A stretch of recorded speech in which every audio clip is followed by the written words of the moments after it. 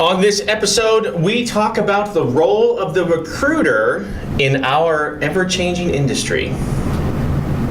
Am I out of a job? Not yet.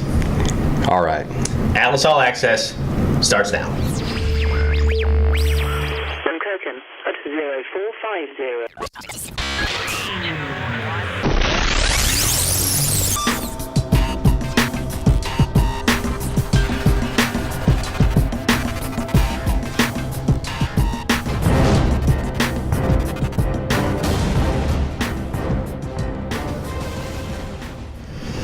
All right, episode what are we on? Do we even know? I don't even know anymore. Are we in double digits yet? No, we're not in double digits. Gosh. But Getting close. like in Nebraska, everything changes with the weather. Yep. Wait Tomorrow. 24 hours. Exactly. So. And we'll get there. Yeah, for sure. Talking a little bit about communication. Yeah, I was.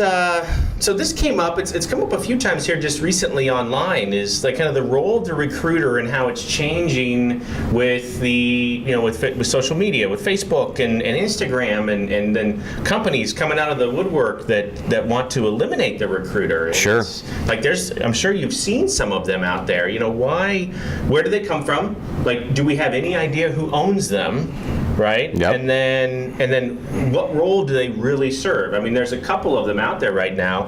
Nursefly, Wanderly. Like, we can't tell where Nursefly has come from. No. You cannot find out who owns them, which I think is not awesome, but Yeah. that's anyway. But Wanderly's one that I've talked to the creators there quite a bit, and they're good dudes. They came from the industry. I just want to know, kind of in your opinion as a recruiter, where you see that going. Like, where do you see that in your role in all this? Yeah, it's definitely an interesting concept, and I think the people that have been doing this a long time, and by no means is that me. I still feel like I'm a young pup in this, but I think I do understand the industry on a decent level. But back in the day, it was phone calls. That's all we had was probably house phones, and Right. it actually kind of intrigues me on how that process even went down, because how did you get in contact with somebody when they're away from their home? Right. I mean, we're talking about the 80s, early 90s. I mean, cell phones were just starting to come around. Right. Probably mid 90s to 2000s, people started to probably have personal cell phones with them and Right. traveling. So that concept to me is even crazier. Yep. on how that, and honestly a good question for some of my nurses that have done this for a long time, of how they did that. That Right. would be some interesting information. But even looking back 3-4 years now that I've been doing this, I came into the industry and it was told over and over and over, pick up the phone, make the phone calls, make 100 calls a day, make 500 calls a week was your goal. Mm-hmm. And I still do believe that is the case. I mean, you have to pick up the phone, you have to make those concepts. But as we move into this new generation, everybody has a Facebook, everybody has an Instagram except me. Everybody everybody has their cell phone and everything, and so much is done by text, by Facebook Messenger, by email, and those kind of things. So I think that's where it's really evolved, is the new generation is not somebody that picks up the phone. Right. And good, bad, or indifferent, I think that's where the industry has majorly changed. I think you're right, and I think that's one of the things I've noticed in the I think back 14 years ago when I started in the industry. How you're right. I mean, it was a lot of home phones. We didn't necessarily have cell phones. I mean, yeah, kind of. I guess we kind of did. Yeah. But it wasn't like now, right? You didn't have 300 stored names in there. I can guarantee you that. They didn't have the size to do that. Right, and it's changed so dramatically that it isn't necessarily even phone call equals text message, Facebook message, Instagram DM, Twitter DM. Yeah. Right? I mean, they all blur into the same thing. I actually get I don't know about any of you, but I actually get kind of upset if someone calls me. Text me first. Let's find out what I'm doing. Yep. Then let's set up a time to call. Yeah, right? all the time. I'm always texting people like, "Are you available? Right. Are you available right now?" Before I even reach out and make a phone call. Right. So you're 100% right. So 500 phone calls back in the day equals, and that's like 500 attempts, right? Yep. 500 phone calls back in the day is maybe 500 attempts at some sort right now. Mm-hmm. Any of those kind of touch points, yep. Anything, right? Yep.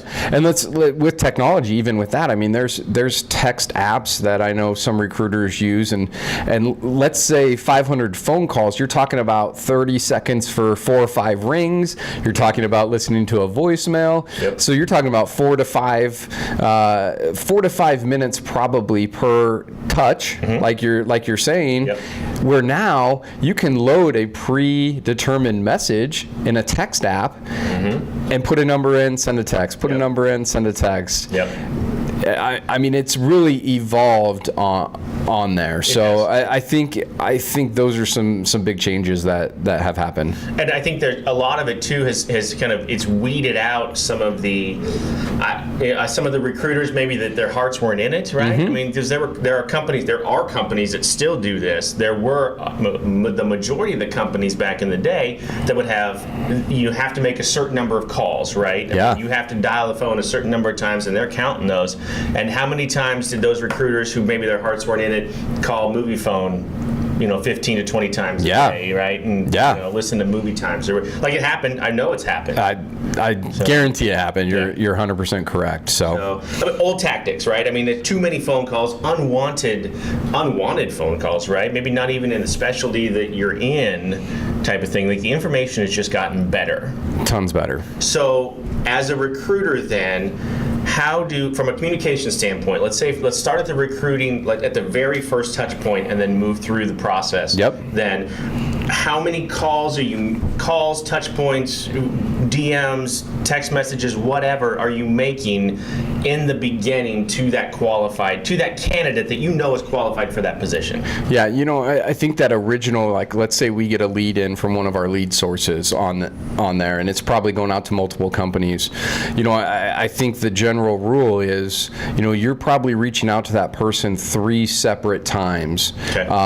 And that's not getting an answer back. So let's say I get a lead today, I call them today, mm-hmm. I set up a task to call them in 2 days, in 24 hours or 48 hours, and I do that again, and then I might give it 2 or 3 days and then try them again on there. When I was qualified, this is a warm lead, right? This is someone who said, I want to travel, or I want someone at Atlas to contact me. That's correct. Okay. That is correct. So you're going to at least reach out to them 3 times on there. And that might be, that gets into, a lot of times you see on Facebook, or you talk to people and they'll say, why do I get a phone call? Why do I get an email? Why do I get a text message? Mm-hmm. And I think that goes back to it depends on the person. Sure. And how do we know as a recruiter? I get it. It's annoying. If the guy that wants me to pay my cable bill called me, texted me, and emailed me, I'd be like, WTF? Right. Like, what is going on? Why? Right. But different people, and I would really say it's probably age specific, different people want to be contacted in different ways. Right. Mm-hmm. Older school is going to want a phone call. They're not going to want a text. They're going to want nothing to do with text or anything like that. So as recruiters, we're just taught. It's beaten into our heads on a daily basis of you got to text, you got to call, you got to email. So we realize, I'm sorry out there for you watching, that it does get annoying. It's coming from different companies, different recruiters, and everything. But that's the reason why, is because we want one specific thing that we can connect you with. And I think the younger generation, it goes to text. And why text is so great is because you can answer on your own time. You might see that text. Right. You don't have time to respond, but it could be 4 to 5 hours the next day you respond to that text. And I think text works great in the initial starts. Yep. But as always, I go back to, you need to pick up that phone and have that conversation. I think that's right. And then, so once then the offer is made, like say you get that person on the phone, everything goes great, you submit them to a position, you're communicating. At that point, you've had that conversation with them, right? Like, what is your preferred method of communication? Yep. And so then at that point, then you're communicating with them that way. But offer comes in. That's a phone call, right? Yeah. Once you get an offer on the table on there, you gotta pick up and have that phone call. I just encourage everybody, never seal a deal over an email or a text message. Pick up the phone call. Make sure you're on the same page. Yep. Go over the contract with your recruiter. You understand the call-off policy. You understand how the money's getting broken down and those kind of things. You gotta have that physical phone call on there. And if it's not right, then some point in time have that phone call. It's never good to do a deal over a text or an email. It's not going to work out. Something's going to fall through. Right. Something is going to be missed. And even on text messages, you might be saying the right thing or doing the right thing, but the person on the other end, are they taking it the same way as well? Way. Yeah, you cannot infer tone through a text message. No, absolutely not. No. I'm guilty of the multiple exclamation points, and that might mean I'm excited. That might mean I'm mad. It might mean that that something needs done right away. But the other person on the other side, you're never going to know that. So when in doubt, pick up the phone, make that phone call. It might be a crappy situation. It might be a tough phone call, but it's always going to make something better in the end of it. Let's clarify that too, just because let's say text is the preferred communication as you're submitting for jobs. It's very possible for you to text that nurse and say, got the offer, and the nurse says, yes, I'll take it, but then at that point you are going to follow up. The acceptance happens in the text, but then you're going to follow up with that phone call to run through it anyway. Absolutely. Right? Absolutely. And obviously that evolves over the relationship that you're building with a nurse. I would say once I've placed somebody, maybe they're taking an extension, maybe they're taking, this is their second, third, fourth contract. Yep.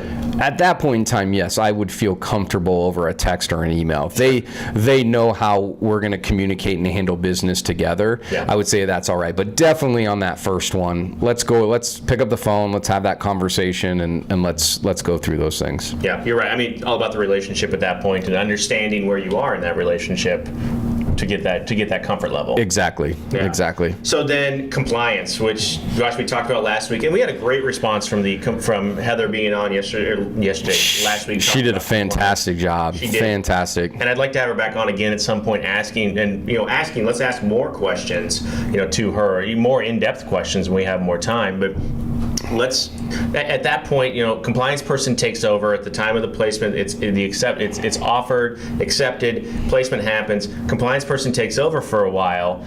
Is it safe to assume that those same sort of communication methods are okay between those two, or how do you set that up? Yeah, I think the important part out of that is that they are a compliance specialist.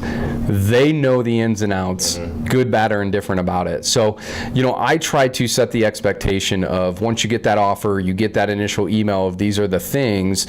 If my nurse has a question about, hey, how does this work? Why do I need this or whatever? I'm always going to encourage them to call that specific specialist on there. They know way better than I do why they need a two-step TB or why they need an MMR booster or varicella booster or something like that. So I always recommend, please email them, please pick up the phone. They are more than willing to help you. And the last thing they want to do is have the nurse be super confused on why they're doing something, why they have to do something again on there. And a lot of times I say it's the telephone. I tell you one thing, you tell somebody else. Yeah. Skip that recruiter part. It's not that I'm passing that buck on to that. I want you to get to the person. I want you to get the answer that you need and you want to make you not waste time on there. I absolutely agree. And I think that one thing that, if we can circle back around to where we started here, any of those sites now that are popping up that are trying to eliminate that human touch, that recruiter piece right there, I don't know how they're going to succeed, right? Yeah, I think there's so many hands in the kitty pot. There's so many moving parts in this business that you take that out, I just don't know who's going to pick those pieces up. Right. I don't say that because, we're a company and, their business model is a threat to our business model. I could see why automation, and we're trying to do as much as we can to automate here without automating recruiters you're clearly not out of a job, obviously. Yeah. But, you're right. You lose that piece, that human touch, and I don't know. I don't know where we go from there. Yeah, like you said, it'd be interesting. You've had some conversations, probably more than I have, on that side of things. But like I said, it would just be very scary for me looking at what I go through with some of my travelers in those situations. If you're trying to automate some of that stuff, you're trying to get your own TB, you're trying to do your own mask fit and those kind of things, and how that gets uploaded and who's double checking that box and who's checking off that you got your drug screen and those kind of things. But maybe they're not going to automate that back side of things. They're still going to have those compliance specialists. But I think they're trying to look at a cost thing of companies making more money with having less people and less overhead. So definitely interesting of how that will evolve, and good for them for trying it. Mm-hmm. Like you said, good, bad, or indifferent. They're trying a different model, just as Atlas Price started a different model when we started, and we'll just see how that happens moving forward. Yeah, we'll see how it goes. I don't know. At this point, I don't see any plans internally here for us to do anything like that. We've always believed that the recruiter piece is you're the advocate for your nurse, right? That's when it comes right down to it. You're an advocate for them. You're their support between the hospital and that's I think that piece is just always going to be there. I 100% agree. So, all right. Well, that's all for this week. Thanks for tuning in. We're almost to double digits here. So yep. I'm pretty excited. All 4 people that watch. That's right. No, Thank you to we're all just 4 kidding. of you. We just appreciate what you guys are doing out there. Please, send your feedback, send your comments, topics you'd like Rich and I to discuss on or touch on. We're more than happy to do that. So for us, I'm on Instagram a lot. Atlas is on Instagram a lot, and I've actually started doing some Instagram stories. Okay. Just behind the scenes on this. So if you want to behind the scenes on our awesome tripod and things like that we're doing here, check us out on Instagram. Have a great day, guys. We'll see you next week.